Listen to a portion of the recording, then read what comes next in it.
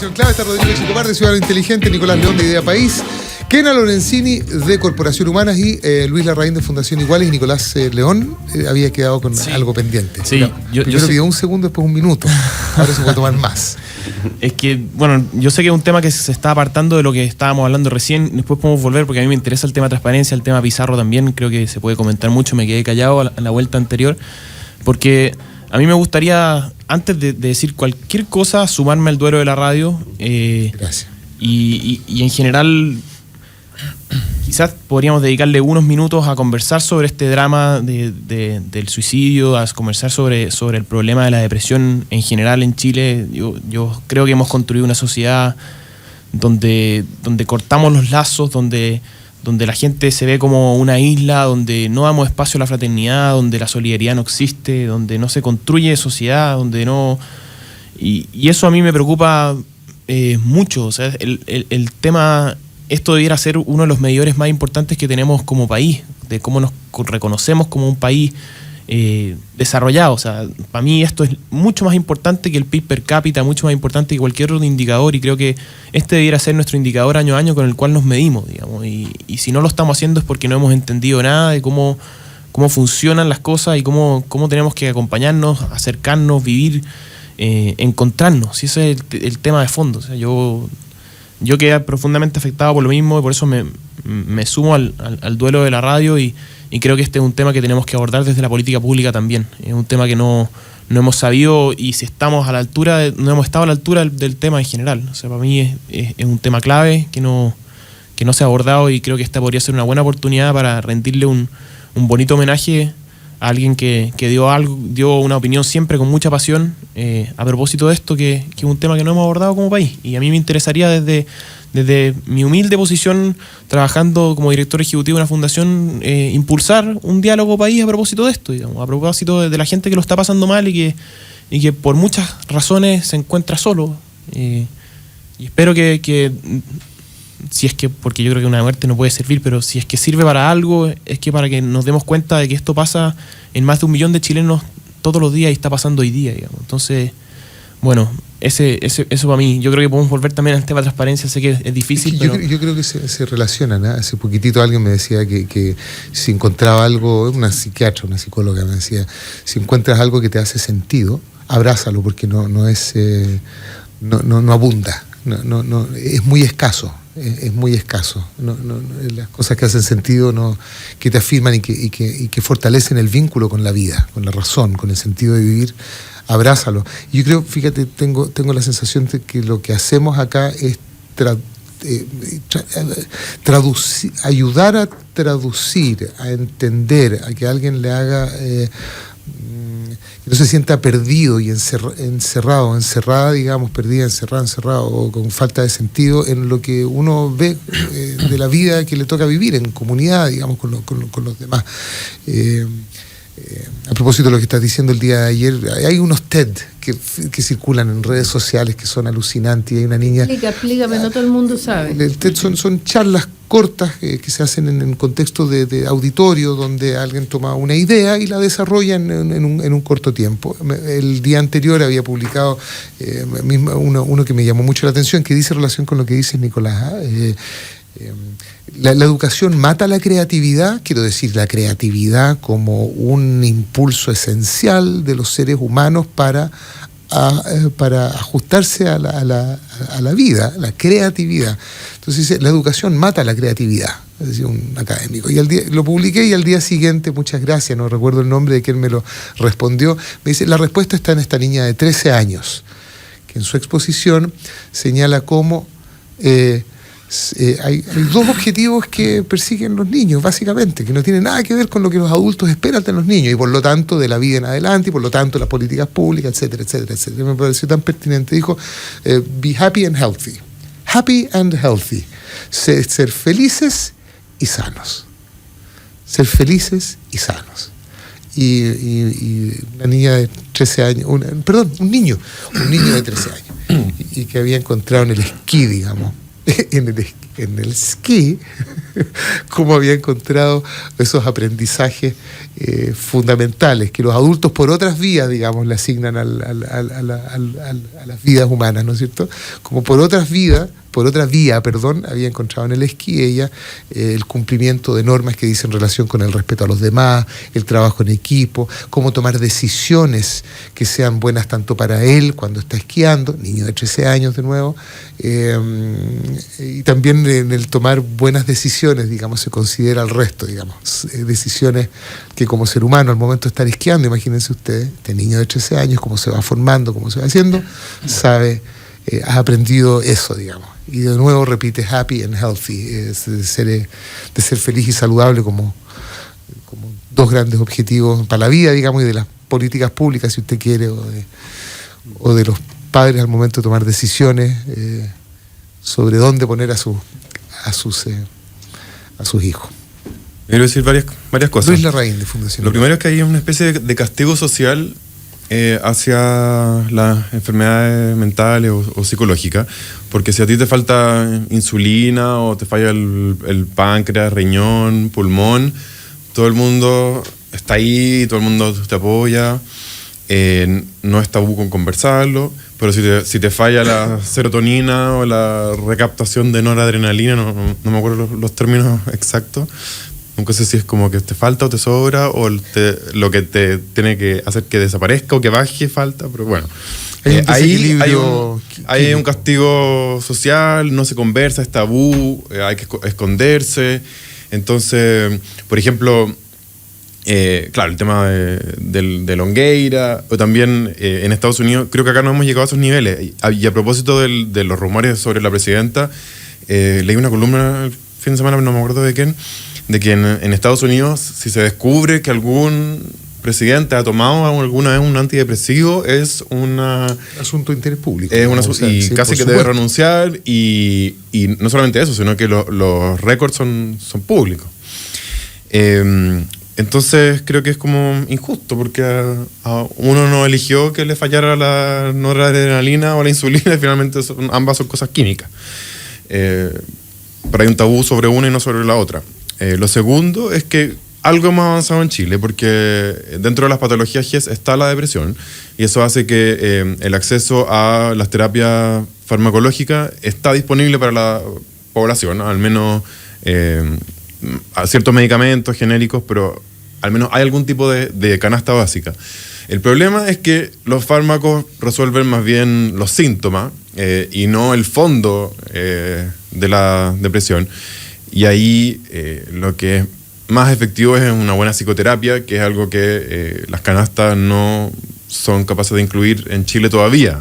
Ojalá avanzáramos hacia eso, porque realmente la resolución de...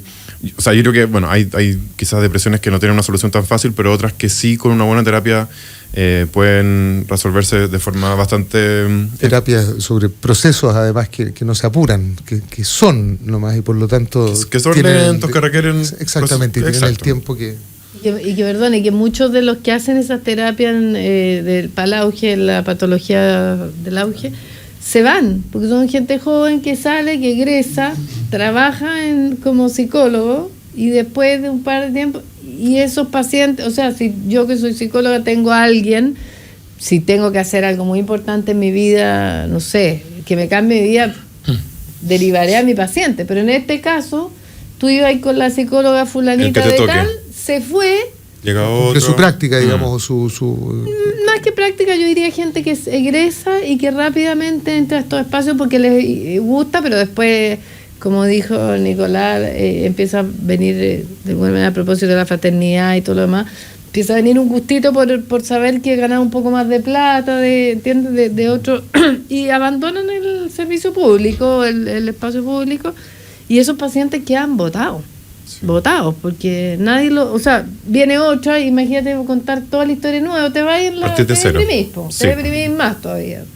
Vale, pero, perdón, para terminar, agregar un antecedente que no sé si sabían, pero Chile tiene la segunda tasa de suicidio adolescente más alta del mundo, después de Corea del Sur.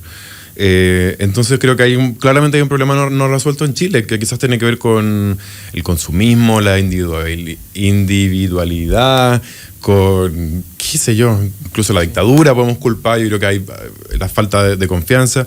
Y dentro de los adolescentes, quería decir también, ya que es mi tema, los adolescentes de la diversidad sexual tienen hasta 4 veces más probabilidades de cometer un suicidio que el resto de los adolescentes, y hasta 8 veces si son rechazados por su familia. O sea, claramente este es un tema de salud pública no resuelto.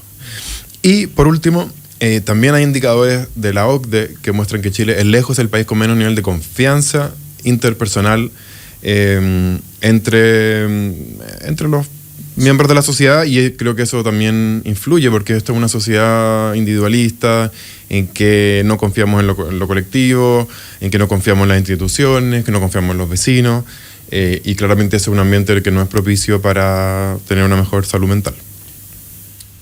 Rodrigo Checopar. Yo también quisiera sumarme, o sea, en primer lugar a las condolencias a todo el equipo acá de la radio, y en segundo lugar un poco lo que estaba planteando el Nico. O sea, yo no soy un experto en salud pública ni conozco bien, yo encuentro toda la razón a lo que estaba planteando la Kena y el Lucho, pero lo que sí yo veo en el día a día en Chile es ese individualismo, esa competencia.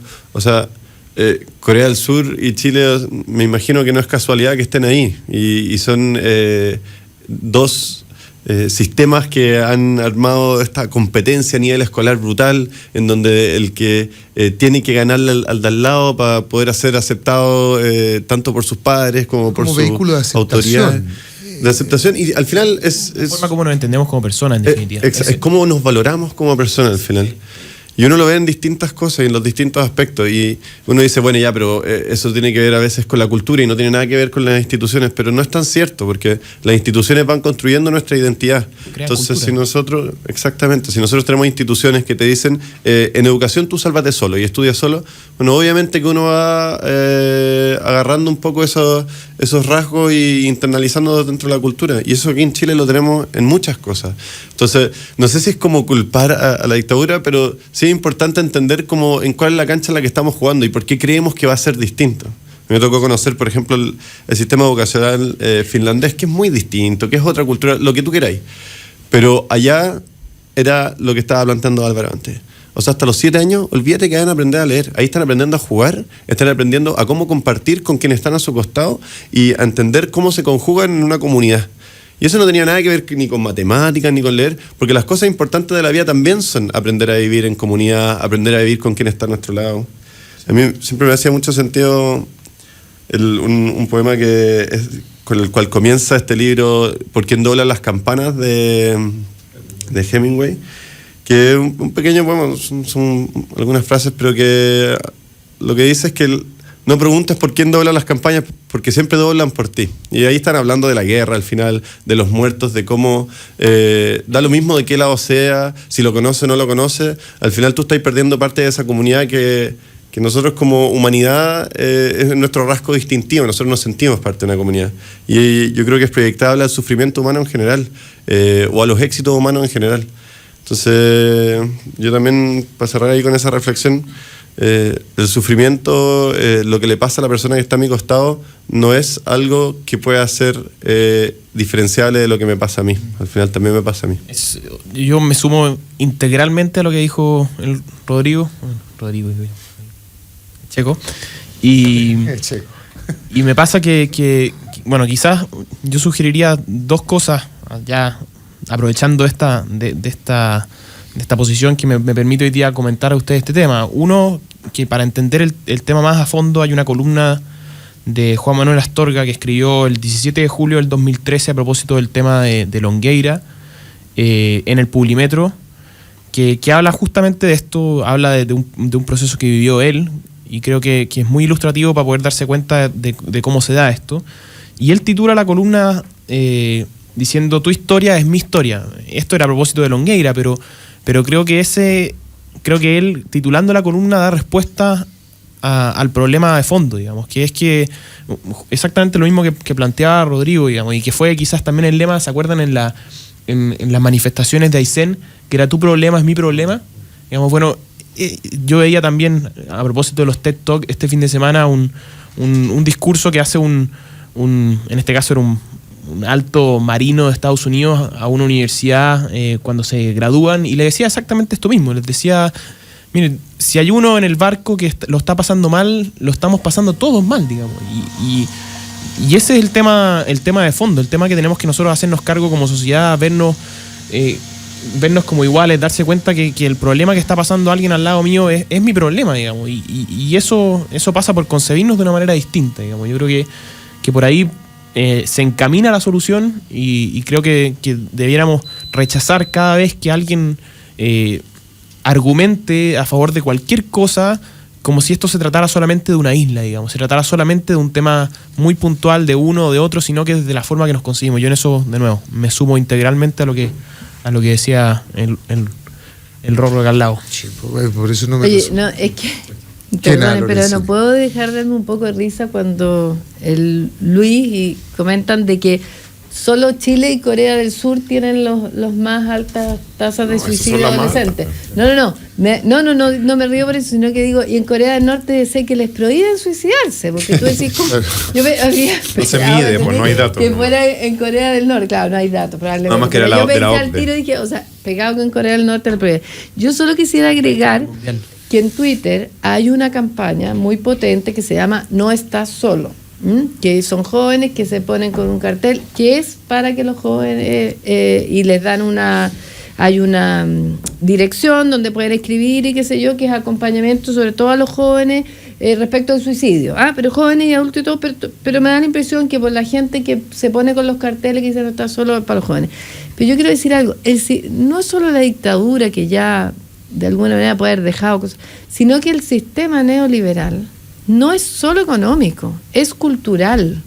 Y el efecto cultural tiene que ver con toda la angustia que te da no tener los logros que el sistema neoliberal te impone. Que sepas comprar en 1 peso y sepas vender en 100 pesos. Si no haces eso, eres un fracasado. La solidaridad no es algo que lo fomenta el sistema neoliberal, muy por el contrario, sálvese quien pueda. ¿Entiendes? Entonces, eso también hay que tomarlo en consideración, porque no es solo tener, parecer, no sé qué, sino que además el sistema neoliberal te impone cumplir con algunos requisitos para tener algún espacio en esta sociedad, y si no te quedas fuera. Si no eres vivaracho, emprendedor, que es el sinónimo, para mí hay emprendedores y emprendedoras y emprendedoras y vivaracho, hay una cosa media rara.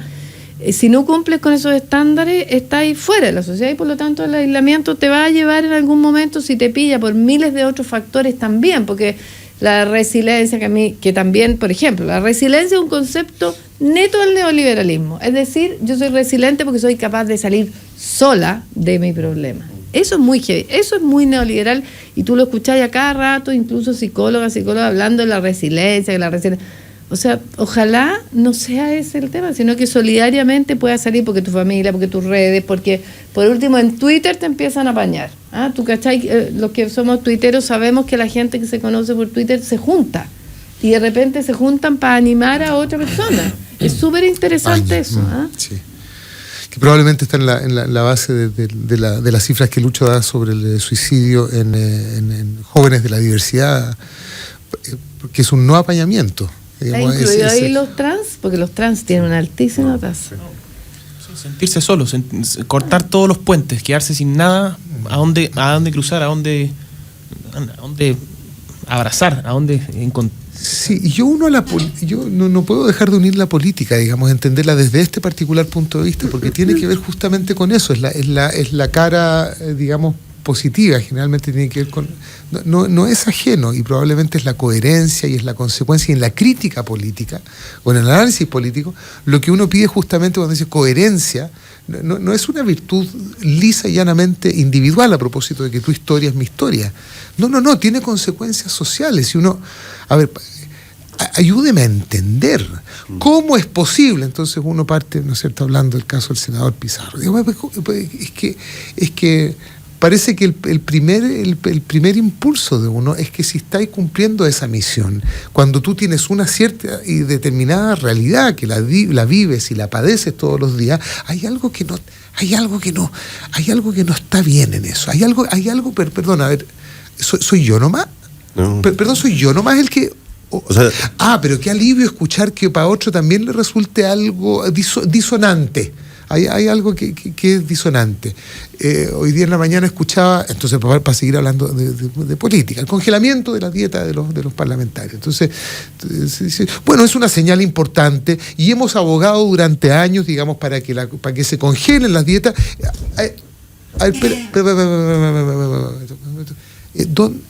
Hay algo disonante ahí. Yo no tengo la sensación de que se haya abogado durante años en una corporación como la Cámara de Diputados, el Parlamento, que se haya abogado durante años. No, yo la sensación que tengo es que había unos jóvenes que hace poco presentaron un proyecto de ley y los defenestraron, digamos, no tengo perdón, soy yo el único que...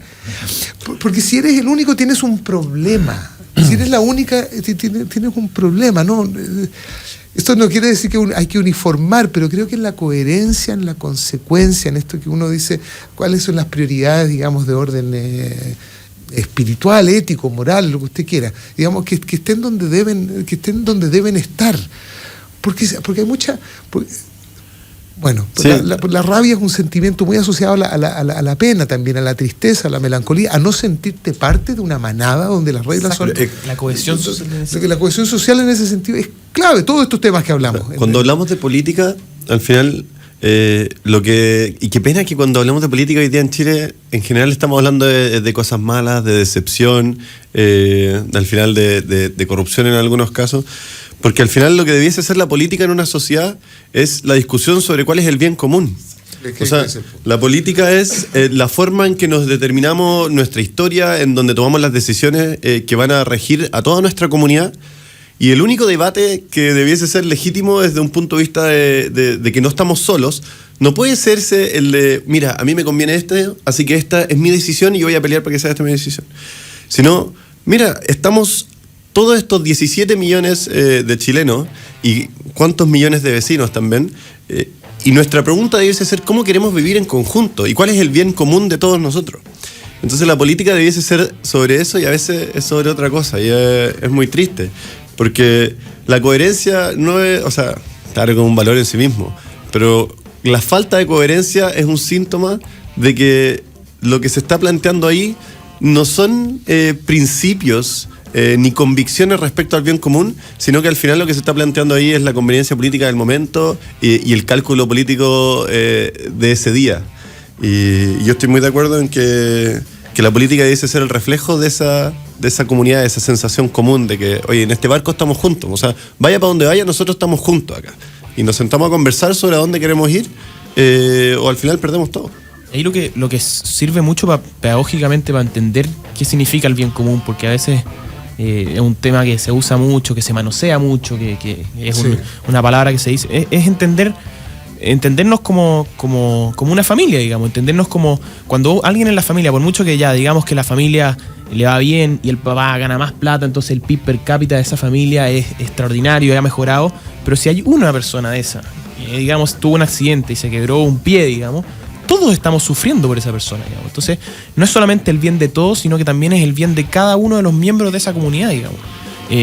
Y por eso que a mí me resuena todavía y me da la vuelta en la cabeza el lema de las manifestaciones en Aysén, que yo creo que debiera estar empapelado y puesto debajo del escudo nacional. Tu problema es mi problema, digamos. Ese es nuestro lema, ya no es por la razón o la fuerza, es tu problema es mi problema, digamos.